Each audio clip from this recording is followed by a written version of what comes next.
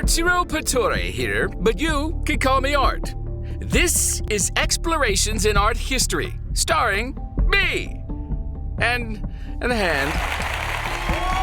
Well, what about the rest of me? Hello? People watching from around the world, and I'm stuck waiting on some five-fingered prima donna. Okay, well, that's better. Woo! That Mediterranean wind feels pretty, breezy. It looks like we'll be talking about the Greek and Roman period. Leave it to the Greeks to turn geometry into art. 1000 to 700 BC marked a period in Greek art called the geometric period because of the decorations on the pottery of the day. Simple geometric designs were combined into a repeating pattern that circled the pot. Later, abstract figures of animals and people appeared.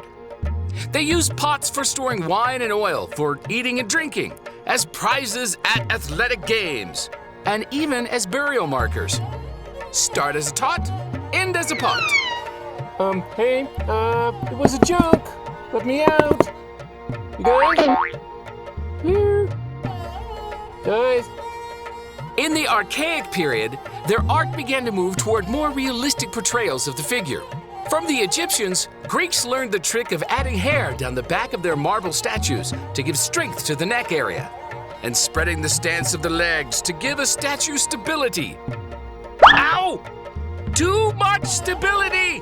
Male statues were called kouros, and the females, kouroi. Greek pottery styles changed as well. They created the popular black figure ware style, which showed black figures on red pots.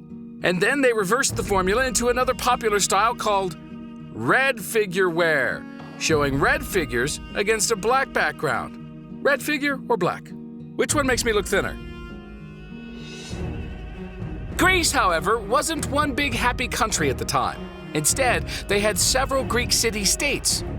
The two top dogs, Athens and Sparta, were often at odds, jockeying for position and power, until the Persians attacked in 480 BC. Then Athens and Sparta dropped their differences for the moment, and together they repulsed the invaders. But not before Persia had done some serious damage to the city of Athens. It was time for the Athenians to rebuild. Surging with confidence after their triumph over the Persian Empire, the Greeks launched into a golden age called the Classical period. Pericles, the leader of Athens, ordered the rebuilding of the temples on the Acropolis, where the famous sculptor Phidias decorated the Parthenon, a temple dedicated to Athena, the founding goddess of Athens. Classic sculptures became more realistic and at the same time, idealistic.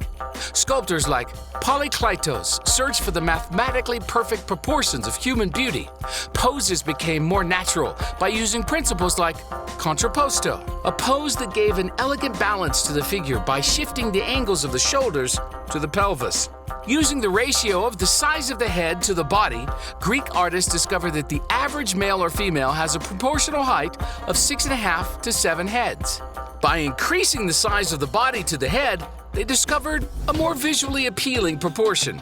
Even today, comic book artists use these idealized proportions to draw superheroes. Art will smash! Yeah! In 336 BC, Alexander the Great took power and spread the Greek Empire from Egypt to the borders of India. His death ended the Classical period. In the Hellenistic period, Greek sculptors still popped out amazingly lifelike sculptures, but now they added more emotion and action, like poor Laocoon and his two sons being strangled by two giant snakes sent by the gods as punishment.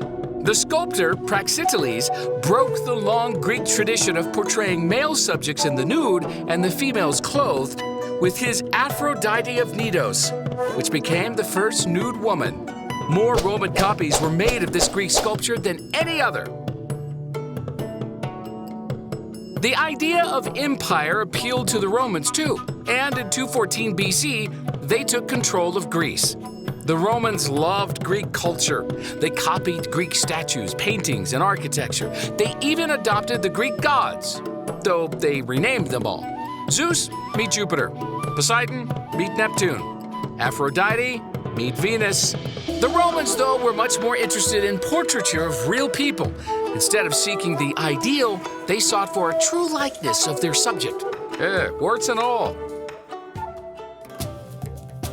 Also, Romans used art as propaganda to promote a political agenda and glorify emperors and their exploits.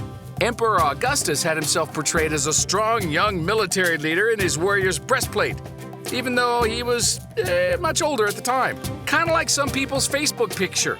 Trajan's column is like movie scenario in stone, the sculpted scenes depicting Roman battles and their ultimate victory. Roman architects became masters of the arch and the dome. The arch was a huge innovation for the creation of bridges and aqueducts. And the dome became the staple of big official buildings, like the Pantheon, which became one of the most influential buildings in Western architecture. The expansion of the Roman Empire spread Greek and Roman ideas throughout Europe, which formed the foundation of Western culture. Even today, we are still influenced by ideas developed in ancient Greece and Rome.